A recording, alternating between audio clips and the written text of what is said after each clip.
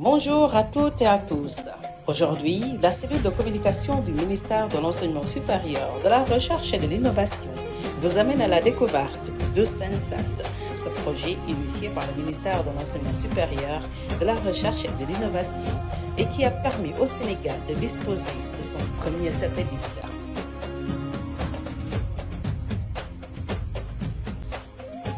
Sensat, c'est un programme du ministère de l'Enseignement supérieur, de la Recherche et de l'Innovation. C'est un projet qui est mis en place par le MESSI dans le but de développer le spatial au Sénégal. Donc, il est logé au sein de la Direction générale de la Recherche et de l'Innovation. Donc, Sensat a démarré dans les années 2019-2020. Parce que c'est à partir de cette date que nous avons commencé à discuter avec le Centre spatial universitaire de Montpellier. Et en octobre 2020, nous avons envoyé la première cohorte d'ingénieurs sénégalais au Centre spatial universitaire de Montpellier pour commencer donc leur formation dans le domaine du spatial et donc commencer carrément donc le transfert de connaissances, le transfert de compétences. Et après en 2021, nous avons envoyé une deuxième cohorte de 10 personnes, 10 Sénégalais, dont 5 ingénieurs, 5 techniciens à Montpellier, donc ça fait 13 personnes déjà, pour faire un master en développement de systèmes spatiaux et les techniciens pour faire une licence en MIT. Et donc c'est ça qui a permis de commencer à la mi-2022 la conception et la fabrication du premier satellite GAINDSAT 1A. Donc, sur cet écran, on a l'application qui nous permet de regarder la position du satellite GAINDSAT et les heures de passage, à quelle heure il doit passer pour qu'on puisse préparer nos opérations, c'est-à-dire les instructions qu'on envoie au niveau du satellite et qui nous répondent. Donc ici, c'est ça, notre localisation actuellement, c'est ici au niveau de Diamniadio. Donc ça, c'est le satellite en miniature. Donc, lorsqu'il se déplace jusqu'ici, c'est en ce moment qu'on pourra communiquer avec lui. Cet écran aussi nous permet de regarder les heures de passage. Ça, c'est un satellite, c'est une station satellitaire internationale. Comme GAINDSAT a fait sa rentrée atmosphérique, ça nous permet de savoir est-ce que notre station sol est bien toujours fonctionnelle ou pas. Donc, ça sont les heures de passage qui passent au niveau du Sénégal. Ici, nous avons les interfaces qui nous permettent de recevoir les données du satellite. Ici aussi, ça nous permet de regarder est-ce qu'il n'y a pas d'interférence sur notre bande de fréquence. Donc, par exemple, si un émetteur est à côté envoie des signaux, ça pourrait nous perturber. Donc, c'est à partir d'ici qu'on regarde ça. Est-ce qu'il n'y a pas d'interférence? Si les conditions sont réunies pour pouvoir communiquer avec le satellite GAINDSAT 1A. La mission de Sensat est simple. Aujourd'hui, vous savez qu'on est fortement dépendant des produits et services spatiaux. L'État ou le Sénégal ne peut pas se faire sans le spatial, parce que les produits spatiaux permettent aux décideurs de prendre les bonnes décisions. Ça permet aux agriculteurs d'améliorer leur productivité. Ça permet une meilleure gestion de l'environnement. Ça permet une meilleure gestion des catastrophes naturelles. Donc, on ne peut plus se départir des produits et services spatiaux. Donc, c'est pour ça que l'État a pensé que mettre en place Sensat pour développer le spatial. Mais pour développer le spatial, il faut un socle. Et le socle, c'est les ressources humaines. Donc, former des ressources humaines capables donc, de pouvoir développer des systèmes spatiaux, des satellites, des balises, des stations de collecte, des stations de réception de données, et également mettre en place les infrastructures pour pouvoir fabriquer nos propres satellites. Parce que l'objectif de Sensat, c'est arriver à ce que le Sénégal puisse fabriquer ses propres satellites, que le Sénégal puisse exploiter ses propres satellites pour adresser les réels problèmes de la société. GAINDSAT 1C, c'est le troisième satellite que le Sénégal va lancer. Et au niveau de la charge utile, donc, qui est le sous-système responsable de la mission. Donc, la charge utile va communiquer avec les balises qui seront installées un peu partout sur le territoire sénégalais. Et ces balises vont envoyer des données. Alors, la charge utile, son rôle, c'est quoi? Lorsque les données seront envoyées depuis certaines zones du Sénégal, de capter ces données-là afin de les transmettre ici à Diamniadio, au centre de contrôle. Nous, notre rôle, c'est de développer le logiciel qui sera notre propre technologie ici à Diamniadio pour pouvoir effectuer cela. Le spatial est un domaine très complexe et ça nécessite en tout cas beaucoup de compétences et que la technologie ne cesse d'avancer et que ça nécessite aussi une collaboration, une formation continue avec les autres nations qui sont déjà en avance. Mais aujourd'hui, la compétence est là et avec un peu de pouce, nous pouvons réaliser cela et être autonomes dans ce domaine. Alors, CENSAT, comme j'ai dit, a commencé par la formation de ressources humaines. Et donc, nous avons formé un certain nombre de ressources humaines et nous continuons toujours à former jusqu'à aujourd'hui. Cette année, on a reçu, par exemple, 5 nouveaux stagiaires donc, qui sont venus. On va mettre la couche spatiale et donc pour continuer à monter en puissance.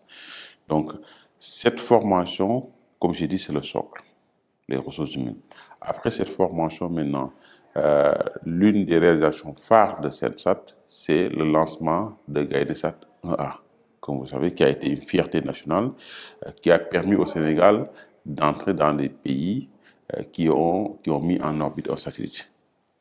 Et après ça, nous avons continué à travailler donc, pour les balises qui permettent aux satellites, en tout cas, parce que le satellite GAIDESAT avait une mission de collecte de données, donc ces balises qui permettent de pouvoir coordonner avec les satellites pour pouvoir collecter des informations et envoyer. Donc ces balises, nous les avons installées. Donc nous avons installé déjà 2 balises, une à Diamniadio, une au lac de Guiers en collaboration avec OLAC. Bon, voici une balise.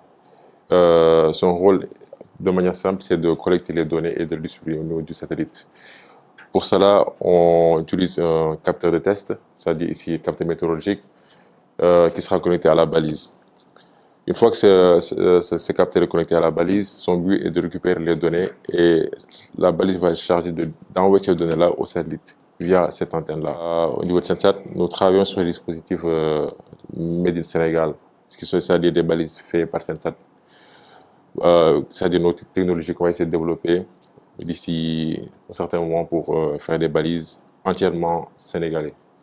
Ce que vous voyez ici, c'est juste un capteur de test pour évaluer les paramètres qu'on utilise au niveau de la balise. On a acheté ces capteurs-là juste pour paramétrer les notations. Après ça, nous avons commencé la fabrication du GAIDESAT 1B, parce qu'un satellite a une durée de vie. Surtout les petits satellites qui ont une durée de vie qui n'est pas très longue, nous avons commencé à la fabrication du GAIDESAT 1B.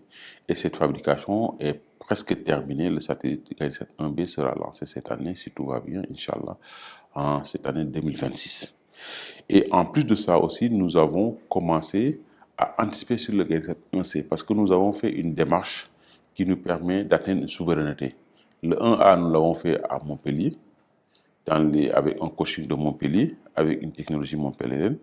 Le 1B, nous l'avons fait toujours à Montpellier parce qu'on n'a pas encore l'infrastructure, mais sans coaching de Montpellier, donc parce qu'on a les capacités maintenant de faire, mais on utilise toujours une technologie montpelliéraine. Et donc, ce qui fait que depuis 2025, nous avons mis en place ici à Diamniadio une équipe qui a commencé à fabriquer la technologie qui va aller sur le 1C. Donc le 1C va voler, si tout va bien, vers les années 2028 avec notre propre technologie et sera faite par les Sénégalais. Et ce que nous voulons, c'est qu'une grande partie soit faite ici à Diamniadio, le 1C. Et après, il y aura le 1D, parce qu'on aura déjà notre technologie qui aura volé sur le 1C, on aura le 1D qui va voler avec cette technologie faite par les Sénégalais. Et avant le 1D, on veut que toute l'infrastructure nécessaire, les salles blanches, les infrastructures de test, puissent être disponibles à Dakar pour qu'on puisse faire de A à Z le 1D avec notre propre technologie. Et c'est en ce moment qu'on pourra dire qu'on a atteint une certaine souveraineté dans le domaine spatial. L'année dernière, nous avons mis en place une équipe qui a commencé à concevoir, à fabriquer les futures balises. Ce qui fait qu'à partir de 2028, toutes les balises qu'on aura installées seront des balises conçues, fabriquées par des Sénégalais ici au Sénégal. Et donc ça également, ça va nous permettre d'atteindre une certaine souveraineté technologique. Vous savez que si vous avez un satellite, pour le mettre en orbite, il faut une fusée. il faut le mettre sur une fusée qui permet de l'amener en haut. Aujourd'hui, dans toute l'Afrique, il n'y a pas un pays disposant de fusées. Et donc, nous avons commencé depuis il y a bientôt 1 an et demi à travailler sur un projet de fusée expérimentale. Parce que nous avons dit on va commencer par quelque chose de petit. On va faire une fusée expérimentale qui va nous permettre d'atteindre, on vise les 1 ou 2 km d'altitude, qui va nous permettre de commencer à maîtriser cette technologie et petit à petit on va monter l'objectif. Notre ambition, c'est mettre en place au Sénégal une base de lancement. Ce sera une première en Afrique. Nous sommes l'équipe R&D, comme je l'ai dit, et nous travaillons sur un projet de fusée expérimentale donc, qui consiste aujourd'hui à fabriquer une fusée, donc une fusée expérimentale de 2 mètres donc de longueur et de 100 mm de diamètre. Et l'objectif, c'est de l'amener à une altitude de 2,50 km et avec une charge utile qui va permettre de mesurer de la pression de l'atmosphère, de la température, etc. Mais l'objectif final, ce n'est pas de se limiter à ce modèle-là. L'objectif, c'est de développer un lanceur léger au Sénégal. Maintenant, on a décidé de commencer avec un modèle réduit de 2 mètres de longueur. Et ça nous permet de développer aujourd'hui un ensemble de compétences ici à Sensat. Ça, c'est un modèle de la fusée. Donc, c'est un modèle réduit. Alors, ce composant, c'est le moteur. C'est le moteur qui doit propulser la fusée donc, pour que ça s'élève. Et il y a d'autres composants tels que la tuyère. Il y a les composants internes qui sont les propergols. Mais ça, c'est la structure du moteur. Donc, ça a une poussée de 1750 newtons. Donc capable de soulever complètement la fusée, quoi. Nous avons également la partie avionique. La partie avionique, c'est tout ce qui est capteurs qui seront à l'intérieur, qui vont permettre de faire les mesures. Mais il y a également la partie ordinateur de bord. Donc ma collègue est en train de travailler dessus.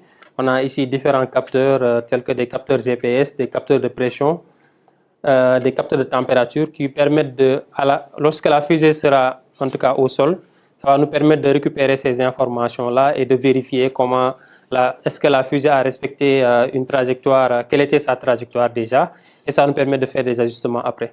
Donc en dehors de l'avionique, il y a aussi une autre partie qui est la partie récupération. Donc normalement, ça va se situer au milieu ici. Donc c'est un parachute qui va permettre, lorsque la fusée va atteindre l'altitude maximale, elle va s'ouvrir. Et lorsqu'elle va s'ouvrir, un parachute va se détacher et ça permet lorsque la fusée va redescendre, ça permet de ralentir la chute. Nous prévoyons de lancer la première fusée expérimentale d'ici le mois d'octobre. Voilà, on travaille en collaboration avec l'école de l'armée de l'air pour des questions de sécurité, des questions de sûreté, mais également ils ont une certaine compétence dans ce domaine. Nous travaillons également avec l'école polytechnique de Thiès qui a ses compétences également. Et donc, voilà, donc ce projet est très avancé. Nous sommes en train de faire l'assemblage des composants. Et si tout va bien, il sera lancé entre le mois de septembre et le mois d'octobre. Après ce lancement, on va continuer maintenant à monter en puissance progressivement. Donc, il y a un autre projet maintenant qui est un projet applicatif, qui est le projet Ninki Nanka. Parce que il faut faire, on fait la recherche et développement pour commencer à développer notre propre technologie avancée, mais également il y a des problèmes aujourd'hui que le Sénégal rencontre qui sont extrêmement importants et qu'il faut chercher à résoudre. Aujourd'hui, le Sénégal est fortement dépendant, dépense beaucoup dans l'achat d'images satellitaires. Et nous avons dit il est temps aujourd'hui de chercher à résoudre ce problème-là. Et nous avons initié le projet Ninki Nanka, qui est un projet de constellation de satellites d'observation de la Terre. Et pour ce faire, nous avons dit on va partir du besoin. On va identifier le besoin du Sénégal en termes de données d'observation de la Terre. Et ce qui nous a poussé à réunir les structures de l'État public. Aujourd'hui, près de 70 structures au niveau national, dans tous les domaines. On les a réunis, on leur a demandé quels sont vos besoins en termes d'images satellitaires. Et donc, chaque structure doit donner ses besoins en termes soit d'images ou de produits qui seront issus de ces images-là. Et donc, nous avons mouliné tout ça et nous sommes en train de faire ce qu'on appelle l'analyse mission. Et d'ici quelques mois, ce document technique sera disponible où nous dirons voici le type de programme de constellation satellite qui est adapté au Sénégal. Après avoir finalisé l'analyse mission, nous allons maintenant travailler avec des structures partenaires comme la Cinérie, comme Sénégal Numérique, comme les forces armées pour les mesures d'accompagnement. Le secteur privé également, on va travailler avec eux, le secteur académique. Tous ces gens-là, on va les regrouper quand on aura fini pour les mesures d'accompagnement. Parce que nous ne voudrions pas être dans nos locaux, s'enfermer, travailler, faire une constellation et lancer la constellation et après commencer à voir comment on va faire pour traiter les données, comment on va faire pour stocker les données, comment on va faire pour sécuriser les données, comment on va faire pour valoriser les données. On ne veut pas ça. On veut tout analyser dès le départ, ce qui fait que ces mesures seront dans le document et chaque structure partenaire saura qu'à partir de telle date, les satellites devront être disponibles et lui, il devra jouer tel rôle et donc il aura besoin de certain nombre de mesures d'accompagnement qu'on verra avec l'État pour faire ces mesures-là. Et on va travailler également avec le ministère de l'économie, on les a déjà saisis, ils ont donné leur accord pour nous accompagner à faire l'étude d'impact économique. Avec cette constellation, on saura ce qu'elle va coûter lorsqu'on aura terminé les missions, mais on veut également, en collaboration avec le ministère de l'économie, sachant qu'on a l'ensemble des services qui seront impactés, d'évaluer économiquement qu'est-ce que ça va apporter au Sénégal. Donc on aura le coût et l'impact économique. Et donc ça permettra aux décideurs de dire, écoutez, j'y vais ou j'y vais pas.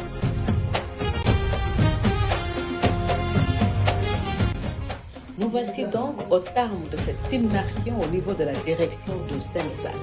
Nous vous donnons rendez-vous très prochainement dans une autre direction du ministère de l'Enseignement supérieur, de la Recherche et de l'Innovation.